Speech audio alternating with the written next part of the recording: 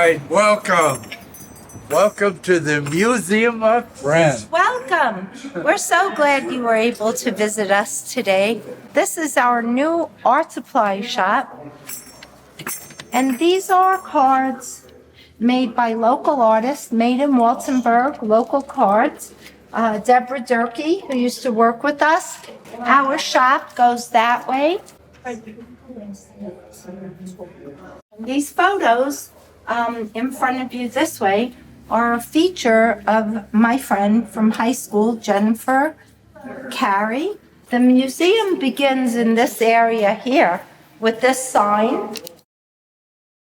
This is a beautiful show. He's from Pueblo. I'm trying to look a little better for this film. It's a little hard running a museum and having 6 cats and 2 dogs and a house and a husband, and also making my art at the same time. Oh, Lika. Hello. Hello. So these pictures, these are new from an artist up the street.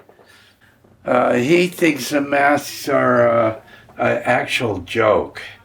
This was a record jacket that was done by Ezra Eismont.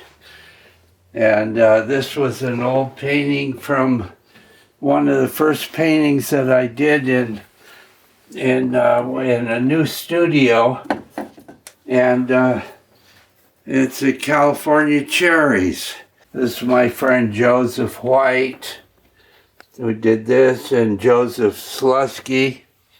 Anyway, all kinds of stuff around here. That little drawing over there was Medina from the Valley. This was a motor scooter created by Isa Eismont, Ezra's brother. And this was a pot that was created by Hideo Okino, a good friend of mine from Hawaii. And then this was a painting by Jan Worm from the Berkeley Breakfast Group. And this was a painting that I did back in Eastport, Maine in the 1970.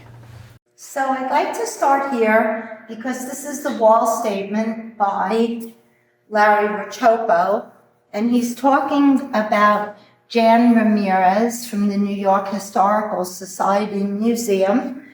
But he and I met at the Italian American Museum in Manhattan. He mentioned that he had these original negatives on his computer.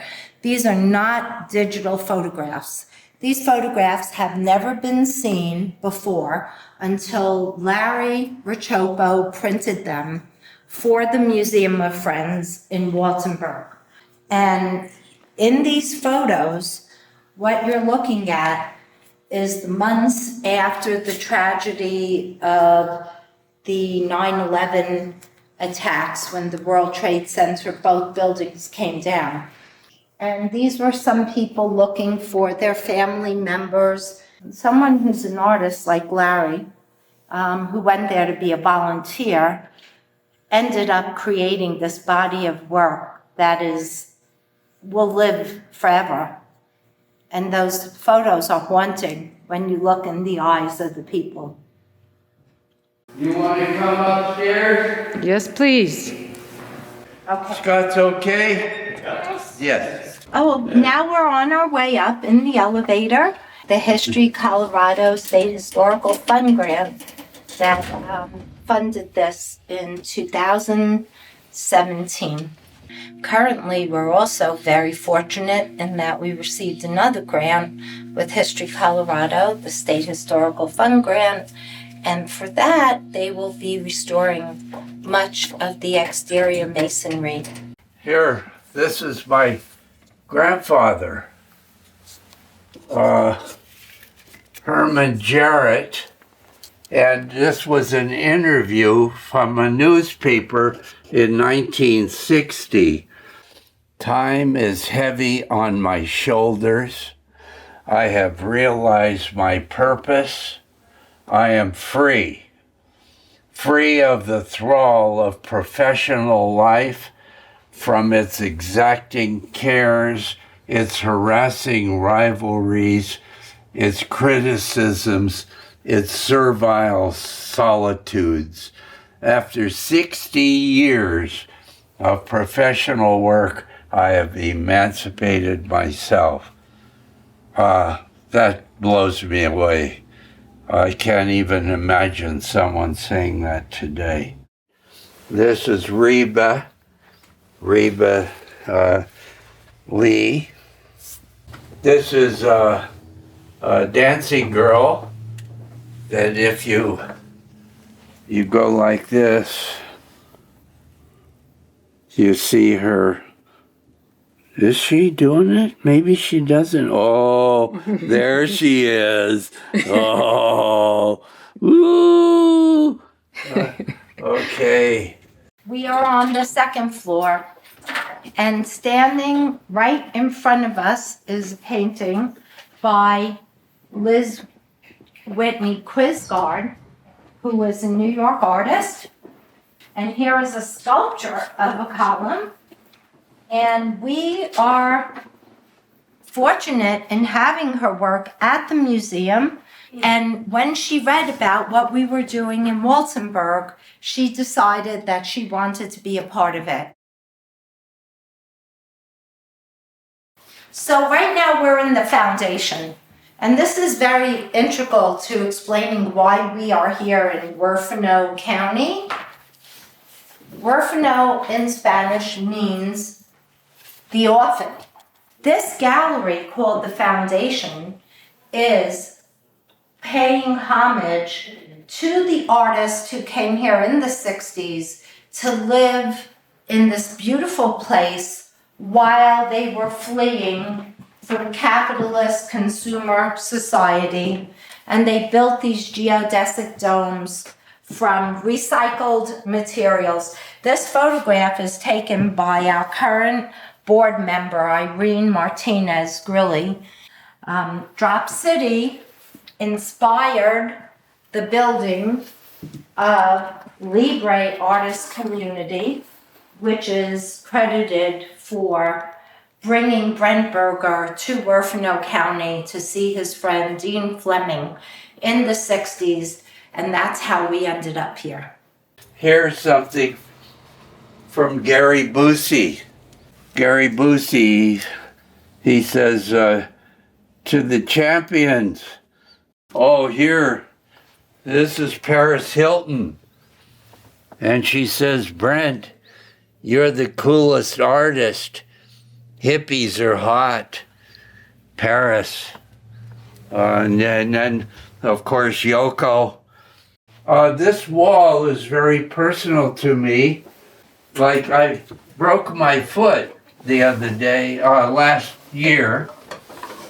The doctor made a drawing of how it broke. And this is a friend, saxophone player, Frank Morgan. So this is one of my works, and this is called The Earth Remembered. And there was a lot of things going on in the late 90s, early 2000s about the environment. And one night I had a dream, and I was looking at the earth after everything was destroyed, and the amoebas were still living. So there are 5 of these paintings. Scott Pfaffman from Brooklyn, Red Hook, another artist group that we are part of, both Brent and I. This is a piece that I showed at the Yale. This is Juan Gomez Quiros, and he is a Chilean artist who came here on a Fulbright to Soho. And this is another partner, Richard Mock, who did children's murals with me. Dean Fleming painting, and this is the dome where Dean lives.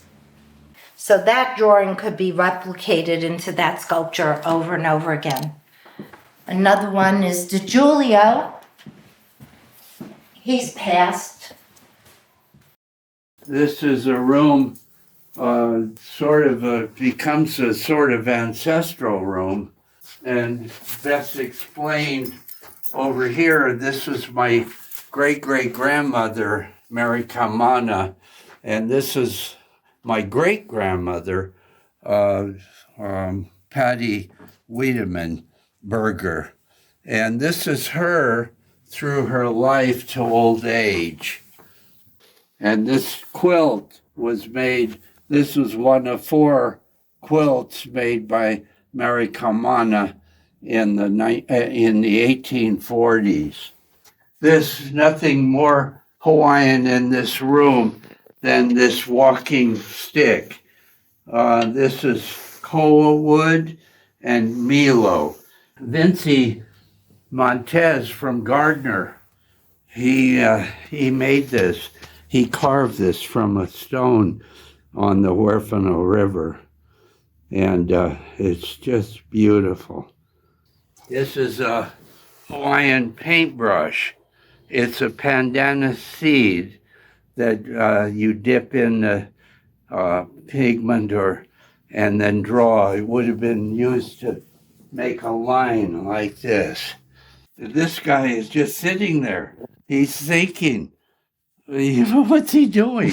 He's not doing anything but using his brain and relaxing. And the Russians had sort of squatted in Quoddy Island and sort of taken over. And I found this in the back of a garage, and it was painted black. But when I got it back, I little by little scraped the black paint off of it to reveal this beautiful teak wood.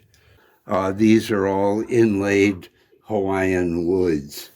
My sister, Mary, made this bowl, and she used buttons.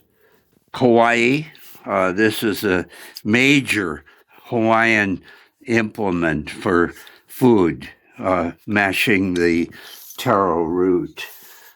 This bowl here belonged to my great-great-great-grandfather.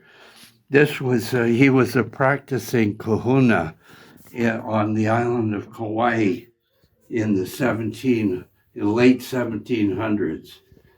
And this was his tool.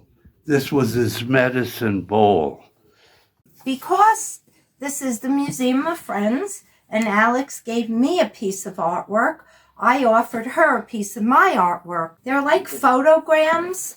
They don't get developed through the sun. What it is I place the objects on the paper. This is cardboard. And then I spray paint them. And when I move the objects, this is the result. There's a huge piece out there called My Jewels Under the Sea. Is Scott here? Scott's here. All right. Thank you for coming today.